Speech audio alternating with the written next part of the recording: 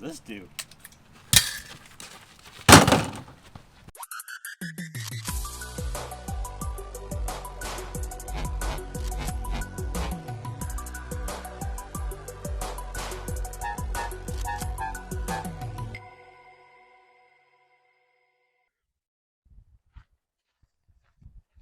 Hi, I'm...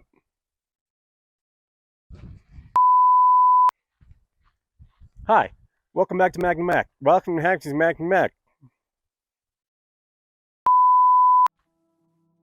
Hi, welcome back to Magnum Mac. I'm Tanner. Today's video, I'm going to be showing you my top 3 picks for firearms that you should own, starting off with handguns. Personally, I believe everybody should own some sort of firearm, whether it's a handgun, a rifle, or a shotgun. I do recommend having one of each. That way you are covered in basically all areas.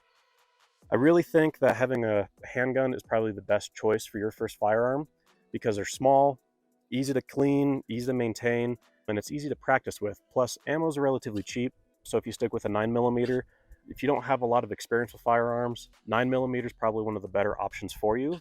Less recoil, but it's still a very effective round. If you go smaller, like a 380, it's still really good, but it's not as reliable. It's almost just as expensive as a 9mm, in some cases even more expensive. And when it comes to recoil, if you're going to have a small firearm like the Smith & Wesson M&P Shield that I have in my hands right now, the recoil is almost the same, so it's not worth having that smaller caliber. And the nice thing about having a small compact pistol like this one, or subcompact, is you can use it for multiple different things. So the first one's going to be home defense. So if you just want something to keep you safe at home, peace of mind, having a smaller firearm like this is perfect. But also if you want to expand your horizons and have it for concealed carry, so if you're going to go somewhere that you're not comfortable with, different parts of your town, or wherever is you're allowed to carry, having a subcompact just like this is perfect for that occasion. Now, if you don't want something small, if you want something a little bit easier to handle, of course, depending on your hand size, this might be good. But something I would recommend if you just want it for home defense is going to be a full-size handgun. This is the Beretta M9A3. This is one of my favorites that I have. It's super comfortable. It fits my hands perfectly.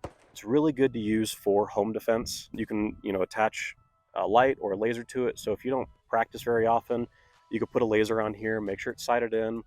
That way, if somebody breaks into your house and you're worried for your life or your safety or your family's safety, pointing that laser and knowing that you're on target is going to be a lot more comforting than not having a lot of time under your belt with a handgun and being able to hit that target. You can also put a flashlight on. Now, there are pros and cons to having a flashlight. If you use a flashlight, whoever's in your house, if it's dark outside or dark inside, they're going to be able to see where you're at. You can put flashlights on here that have strobe features, so it kind of disorients them, gives you a better chance to see them and take them out if you need to. Hopefully you could just scare them and get them to leave your house without having to actually pull the trigger. The other nice thing about having a full-size firearm is they are easier to handle. You're going to feel the recoil a lot less than the smaller firearm. If you do it in a 9mm, which I would recommend for a first handgun purchase, less recoil, super easy to find, it's very cheap. If you were to go to a 45 ACP, it's going to be higher recoil, so if you don't have practice with it, it's going to be a little scarier to shoot for new shooters. But yeah, that's my recommendation for handguns. There's a lot of pros and cons to having a small and a large firearm. Of course, I can do a breakdown between the two in a different video, but I do want to move on to rifles next. I do believe everybody should have some sort of rifle. I do have 2 different ARs here. If you're going to just purchase, an AR to lay around and be there for comfort and knowing that you're protected, your family's protected, and if for some reason the world goes crazy and you need to protect, your family or yourself, for a longer period of time, but you want something more powerful than having a handgun, a cheap AR-15 like this one is great. This is an Anderson manufacturing. I bought it. I mean, this one's pretty old, so times have changed a little bit over the years. But Anderson Manufacturing makes a good base rifle. There's so many options out there. You don't have to just go with this. And I'm not going to go over all the options. This one, I believe, was $450 out the door. Came with iron sights, and it didn't look like this exactly. I just put a couple extra things on it. I don't shoot it too often. I do have other options that I do like to shoot more, but this is reliable. It's been beat up quite a few times.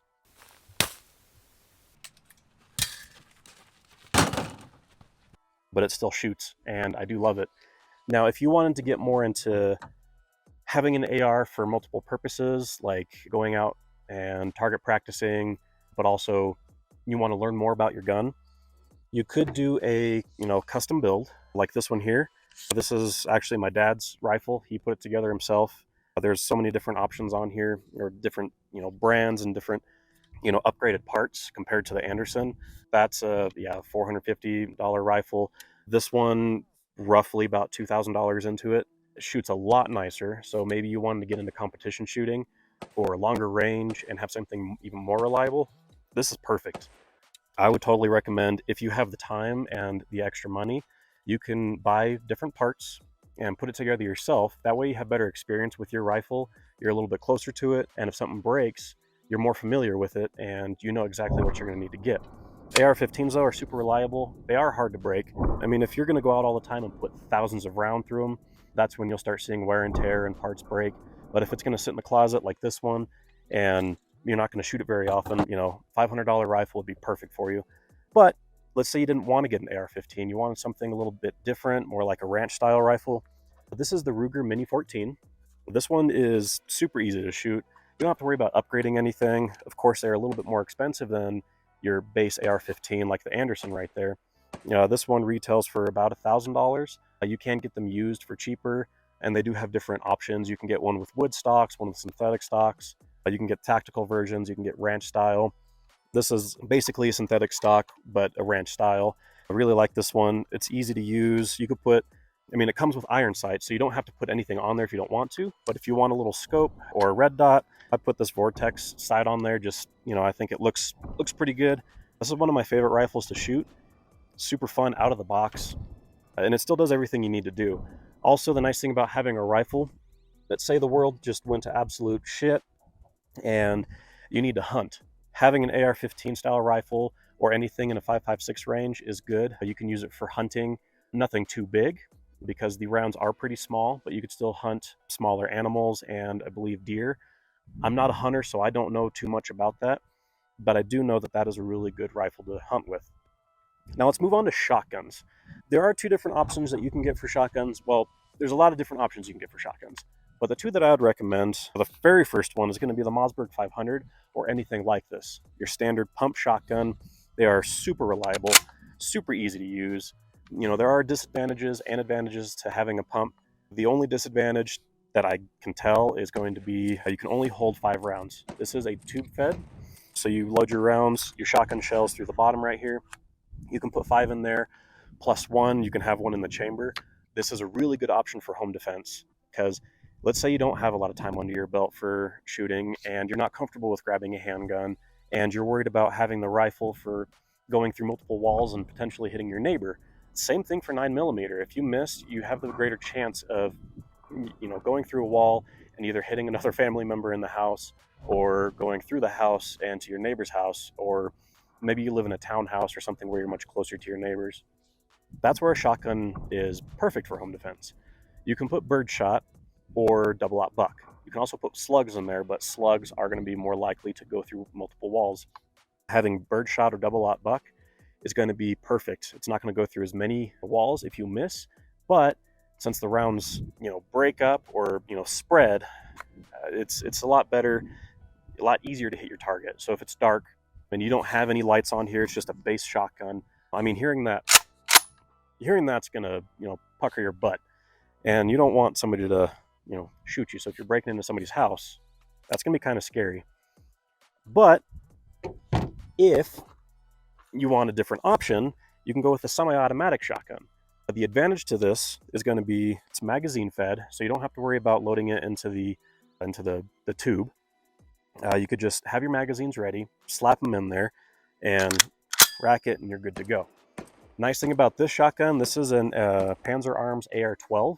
This is super nice, super smooth, and they're very inexpensive. I think the Mossberg 500 you can get for anywhere between $200 to $400 depending on the variant that you get. They have so many different options. You can get the most basic one like I did for, I think I spent $250. You can get them used for even cheaper. Or you can get a semi-automatic shotgun. I think I paid $450 for this. It's been a while. It came with 2 5-round mags and a 10-round mag, and that's where the advantage for having a semi-automatic or a magazine-fed shotgun would be compared to a pump shotgun. Is you can have 10 rounds, 15 rounds. You can get a drum magazine, of course, depending on where you live. Some states have certain restrictions. Here in Colorado, we do have some restrictions on magazines, but there are, you can get around it sometimes in some ways. This is a fun shotgun. The nice thing about this, you don't have to pump every time. So you could just, sit there, and if somebody's breaking into your house and they're going to come and attack you, 5 to 10 rounds of just pulling that trigger, you're going to take care of that problem. And you can split up the rounds in a shotgun. You can put, a buckshot in there first, a couple buckshots in there, and then you can put the birdshot in there last. So if you want to pepper them and get them to run away without killing them, that's where having any kind of shotgun, you can stagger the ammo. With a rifle round or a pistol round, you're just stuck with that. Now with 9mm or any handgun round, you can do hollow points. They have multiple different versions of hollow points, so those will break up easier. So if you miss and hit a wall, it's going to break up, not go through as many. Unlike 5.56, you're kind of stuck with that. There are different, brands of ammo, but they're all going to be basically the same. If you miss, it's going through a lot. Are my recommendations for the first firearms that I feel like anybody should own. I feel like having one of each would be the best option. But if you're only comfortable with having one, I hope this video helped with picking your first firearm and my recommendations on what you should pick. If you enjoyed today's video, please leave a like, leave a comment if you want to see anything in specific. And I hope you really enjoyed it. Please subscribe to my channel. I'd really appreciate it. And let's keep having fun.